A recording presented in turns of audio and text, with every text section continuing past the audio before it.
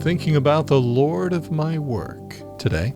Hey, welcome. It's another look into the life and message of Elizabeth Elliot, who called us to live to a higher standard each day, not satisfied with just a little empty religion in life. That's a shallow substitute for what God wants for us. As our series continues in the coming weeks, we'll hear from more family, friends, and others, all influenced by the life and message of Elizabeth Elliot. Hey, whether for the first time or maybe one of many times, thanks for visiting with us today. Well, let's look at what we're going to do today. Well, we're going to have part 1 and 2 of a 5-part series on the Lord of my work. What makes our work holy? Do you think of your work that way? And offering God our work. Those are the 2 Gateway to Joy programs. Among our guests today will be Kathy St. Drown. Kathy's father was Nate Saint, the pilot, as part of Operation Alka, who gave his life in his outreach to the Alka people.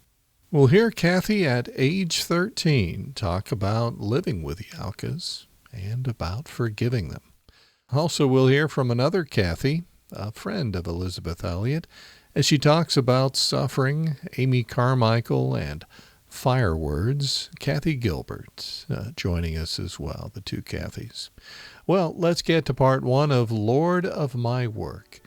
Colossians 3:23 says, "Whatsoever ye do, do it heartily as to the Lord, and not unto men." It is the Lord who goes before you. He will be with you. He will not fail you or forsake you.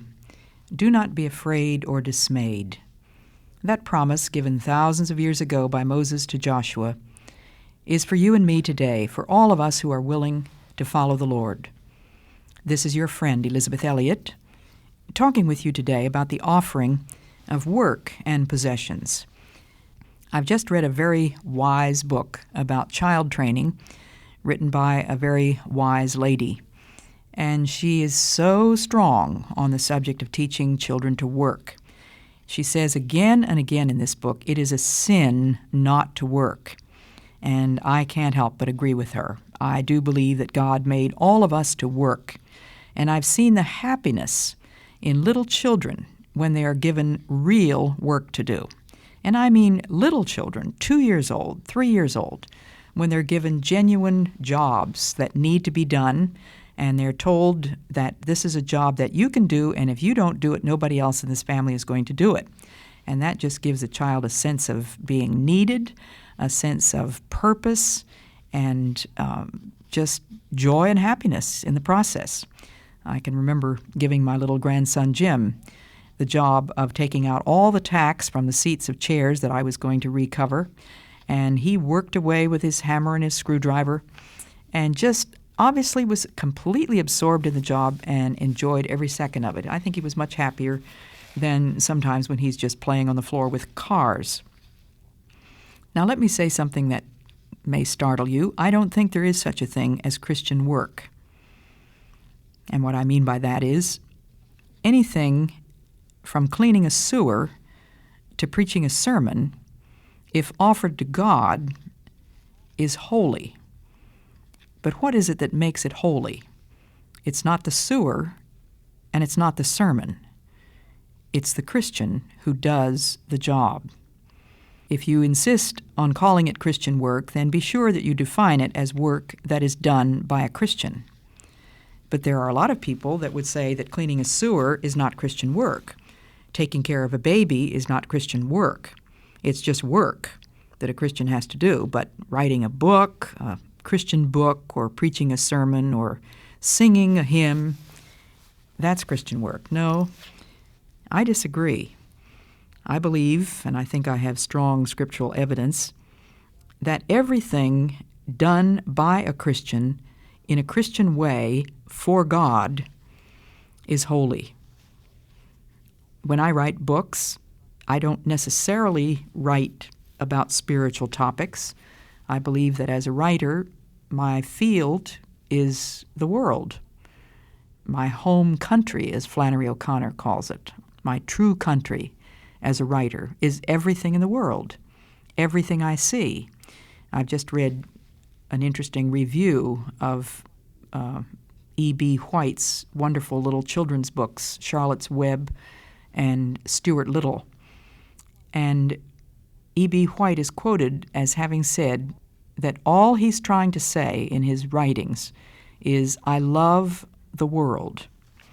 But when I, as a Christian writer, write a book, I don't necessarily have to stick to Christian subjects. I have to do my work in a way that glorifies God.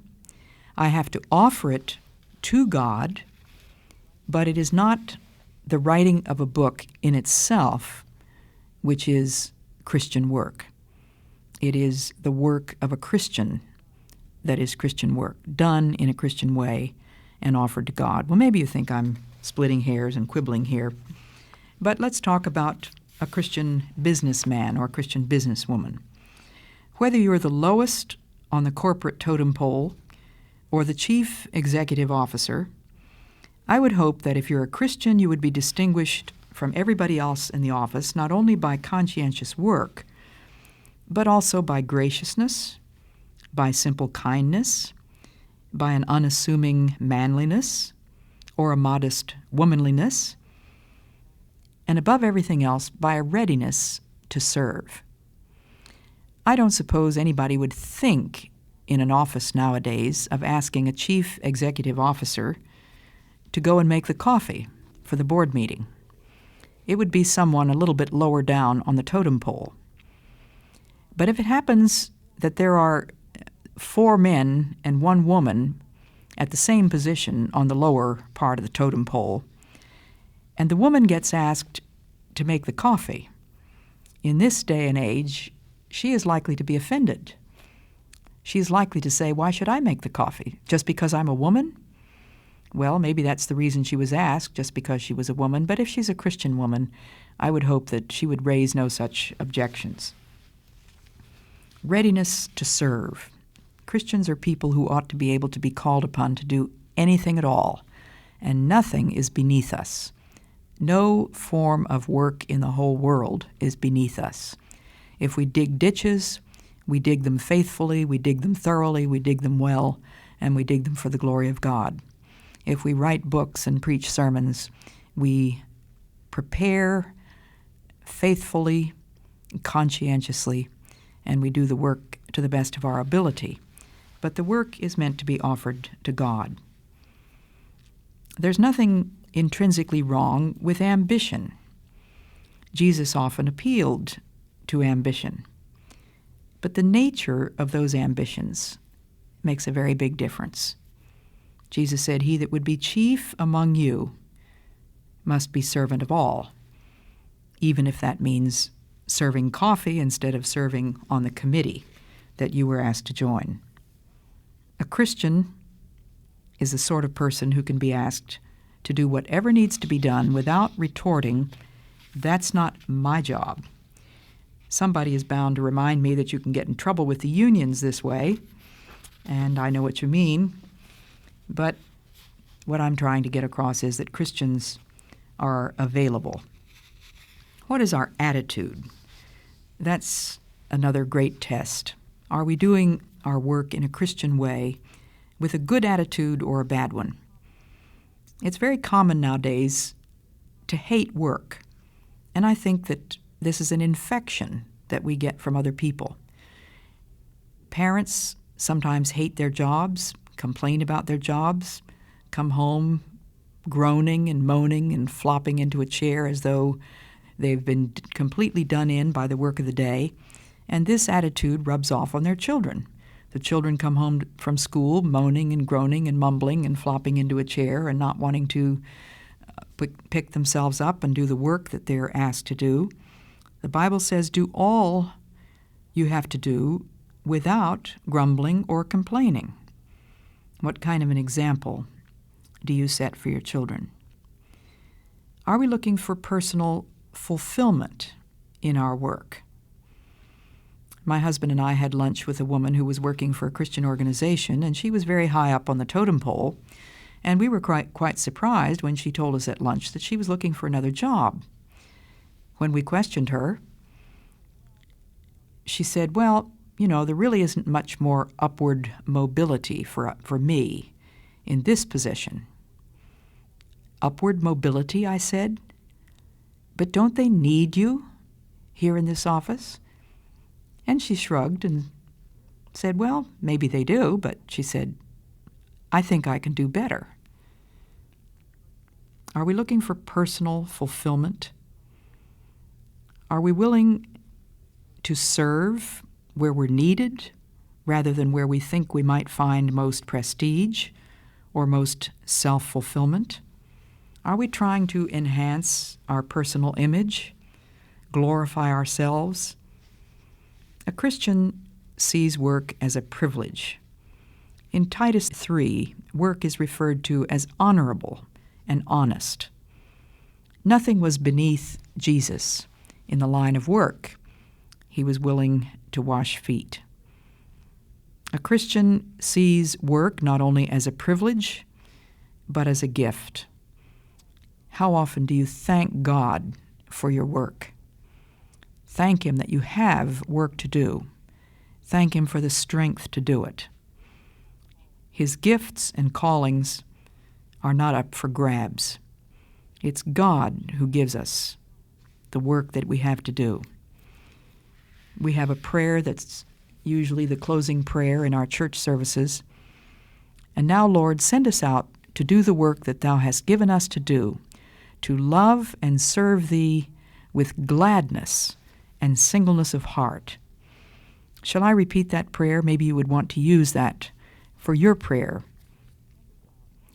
Send us out, Lord, to do the work that Thou hast given us to do, to love and serve Thee with gladness and singleness of heart.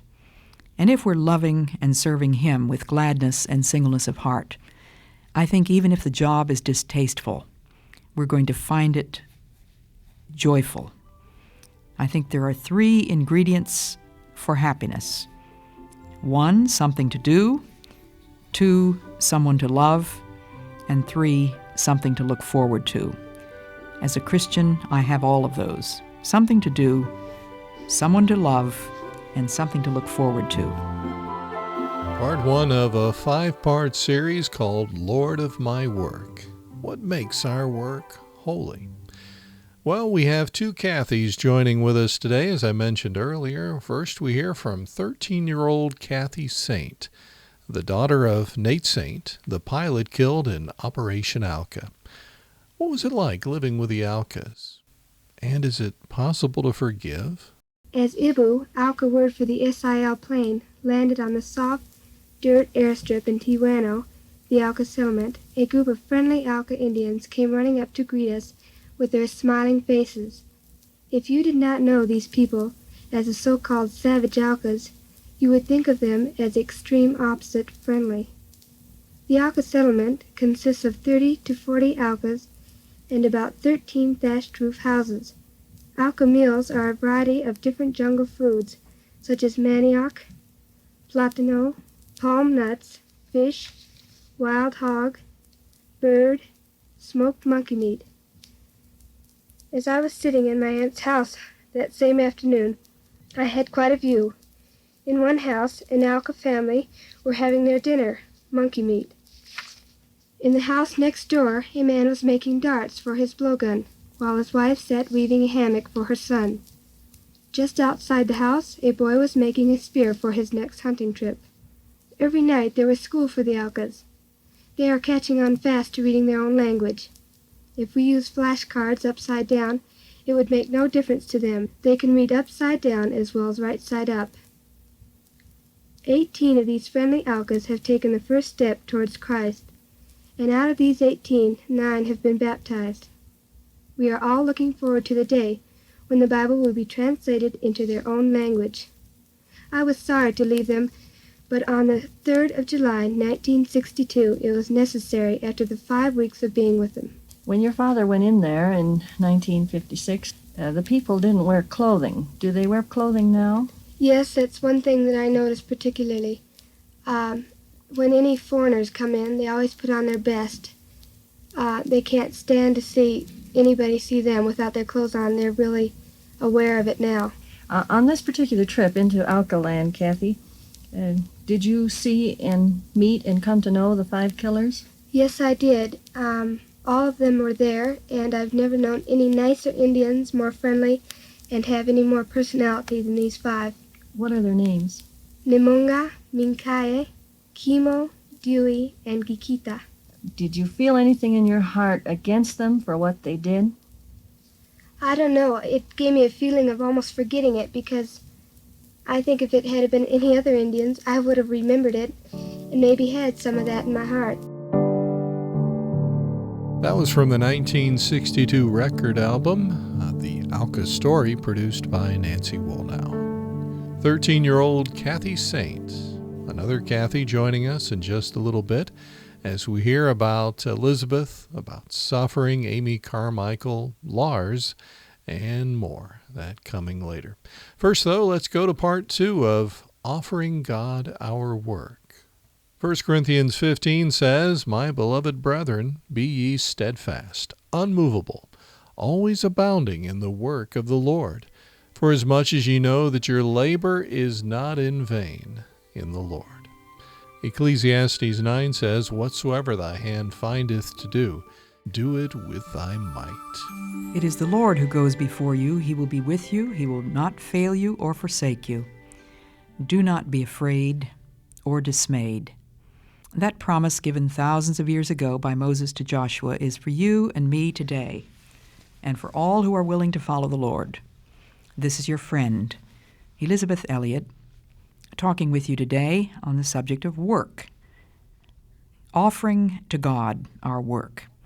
The work that a Christian does should be done in a Christian way. Gladly, cheerfully, thoroughly.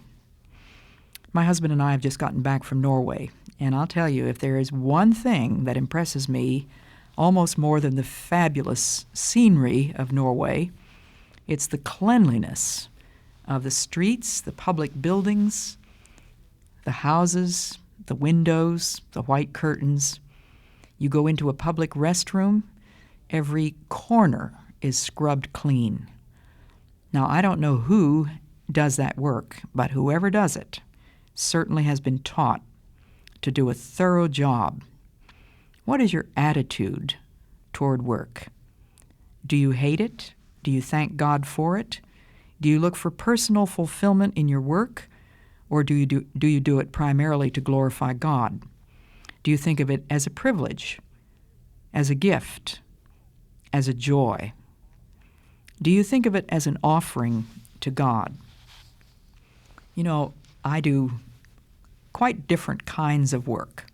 It's a very different thing to be standing by a podium speaking to an audience from what it's like to sit here at the table in the studio and look at a microphone.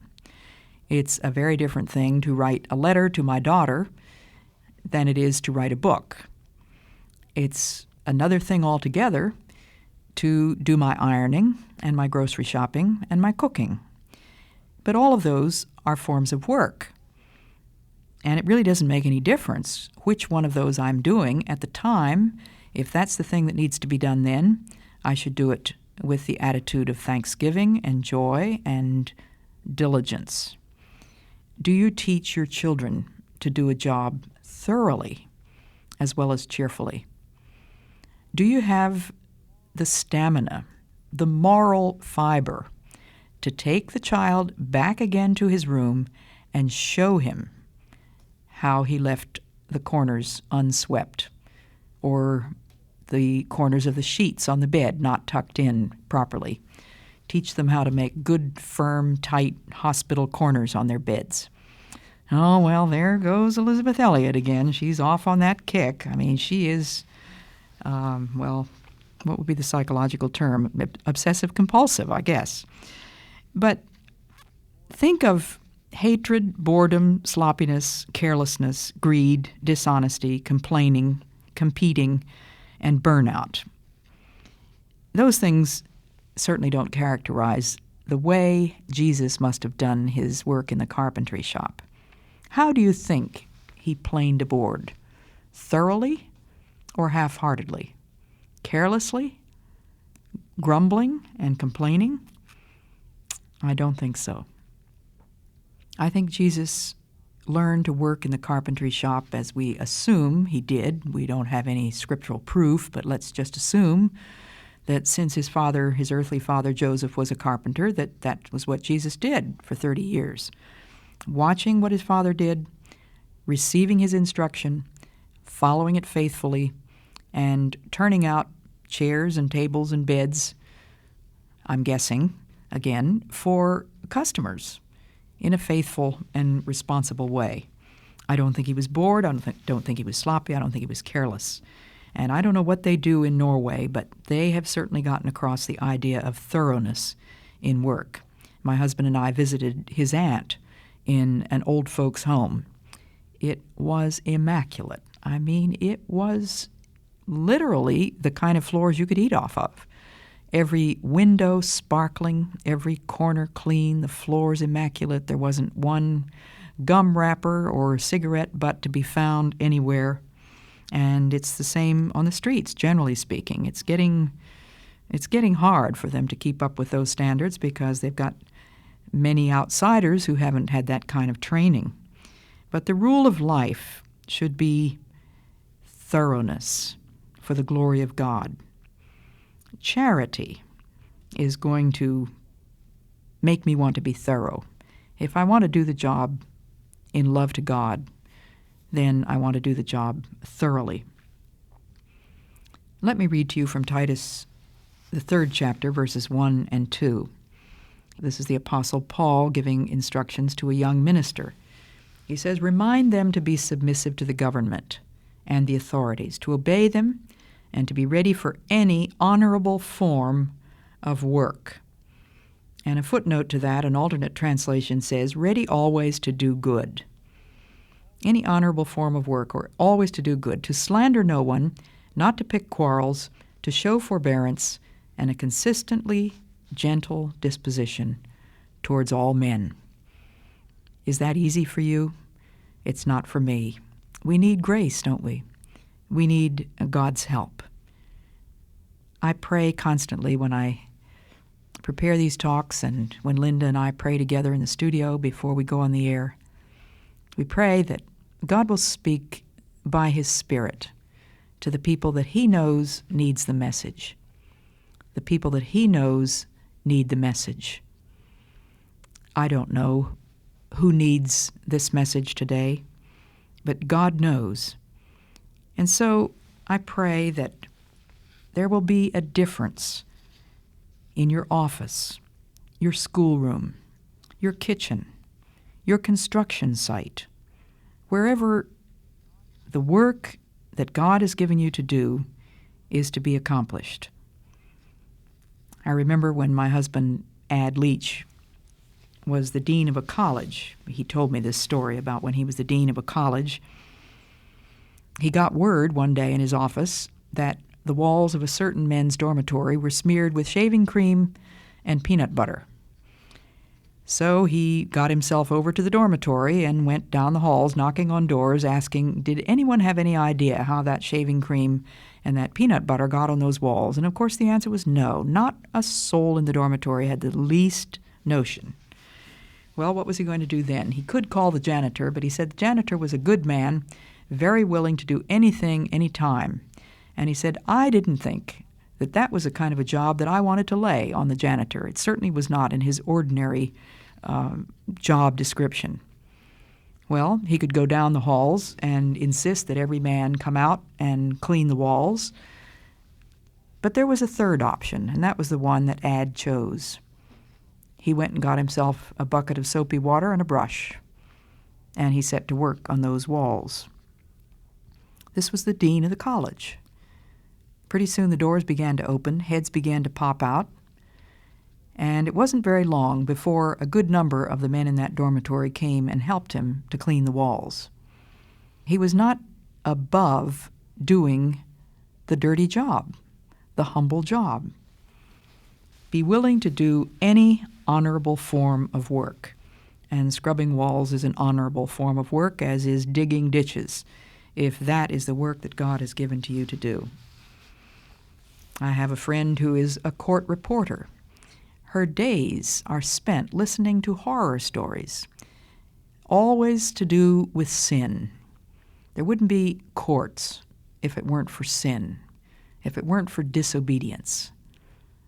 Well, that's what she has to listen to. But as a Christian, she can sit in that courtroom and do the work of a Christian. She does it conscientiously and thoroughly. My friend Betty Green, a pilot during World War II who flew bombers. She ferried bombers. She was not in active combat, of course. But I asked her, how did you make it in a man's world? And she said, I made up my mind if I was going to make it in a man's world, I had to be a lady. A Christian woman in a work world has got to be a Christian woman, and that involves being a lady. Verse 9 of Titus 3. Steer clear of foolish speculations, genealogies, quarrels, and controversies over the law. They are unprofitable and pointless. Many of us are in positions where it's very easy in our work, in our routine, to get involved in foolish speculations and controversies. They are unprofitable and pointless. Verse 14. People must be taught to engage in honest employment, to produce the necessities of life. They must not be unproductive. Now, this is something that should be taught in the church, Paul says. If any pastors are listening to me, I would raise the question, have you thought about teaching people to engage in honest employment, teaching people how to work? But probably most of my listeners are more likely to be fathers and mothers who have the responsibility of teaching their children to work. But the children are not going to learn to work thoroughly and conscientiously in a way that they can offer their work to God unless they have the example of watching their parents. Nothing is so powerful a teacher as examples. The 10 Commandments tell us, 6 days shalt thou labor and do all thy work. Are we faithful in the 6 days that we are given to labor and do all our work so that we can obey the commandment about the 7th day, that we must rest? We're not to be catching up with the work that we should have done on Saturday, on Sunday. Part 2 of Lord of My Work. That was offering God our work. A friend of Elizabeth, Kathy Gilbert, joins us now to talk about suffering, about Amy Carmichael, and about Elizabeth's fire words. So what are some of the important things people need to know about Elizabeth? I don't think a person can have a prophetic voice like Elizabeth without having suffered. And she did indeed suffer. Her forthtelling of the Word of God, it was shockingly supernatural the way her words pierced hearts and minds. And the presence she had, as soon as she would open her mouth, everyone stopped to listen. Not a word was wasted when she would speak. Each was like an arrow from God hitting the center of our hearts. Now there's the one thing that she prayed. She prayed for fire words, and so she quoted Amy Carmichael when Amy Carmichael prayed the very same thing. And this was Amy Carmichael's prayer. "Oh God, my words are cold. Oh, that they were as flames. Thus I did cry, and thus God answered me, Thou shalt have words, but at this cost. Thou must first be burnt." And Elizabeth Elliot indeed had fire words, and her fire words came through much suffering. But those fire words set others on fire for Jesus. Now, Elizabeth's life and message on suffering, I think, is central for me personally, and I think that many would just benefit from her. And just knowing, as she would emphasize throughout all her teaching and in her books, suffering is never for nothing. She had a supernatural ability to impart the riches and hope and joy of God that she would show through her life and share through her words and her books. She would show us and share with us God's presence and companionship as He took her first and He takes us through a path of suffering. She deeply lived out and practiced what she preached. I believe one of the great benefits of her marriage to Lars was that it was a crucible or refiner's fire that made her life and message pure gold and her words as fire. A friend of Elizabeth, Kathy Gilbert. Well, as our time together comes to an end, let me thank you for letting us come into your home, your office, maybe along with you as you took that drive, wherever we found you today. On behalf of the Elizabeth Elliot Foundation, in cooperation with the Bible Broadcasting Network, let me invite you to check out all the resources at elizabethelliot.org.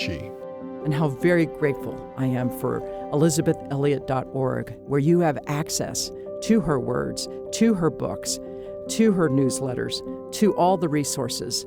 There's a wonderful way to get to know her through the elizabethelliot.org website and then the Elizabeth Elliot podcast, where you can discover Elizabeth for yourself. Currently we have 69,000 podcast subscribers. Thank you for taking time to join us again today.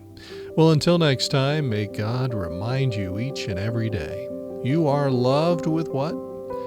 That's right. You are loved with an everlasting love, and underneath are the everlasting arms. May God richly bless you.